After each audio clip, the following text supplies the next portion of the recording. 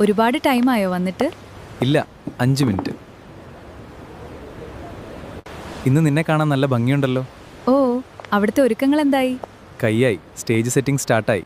ഇനി 2 ദിവസം കൂടി ഉള്ളൂല്ലേ നമ്മൾ ആഗ്രഹിച്ച ആ ദിവസത്തിന്? അതേ ബിൻസി, ഉമ്മയും ഉപ്പയും. ഉമ്മയും ഉപ്പയൊക്കെ സന്തോഷത്തിലാണ്. നമ്മുടെ ഡ്രസ്സ് നാളെയല്ലേ കിട്ടുക? അതെ, ബ്ലഷ് ആൻഡ് ഗ്ലോ ബ്രൈഡൽസ് എന്നും വിളിച്ചിരുന്നു. അതെ ബിൻസി.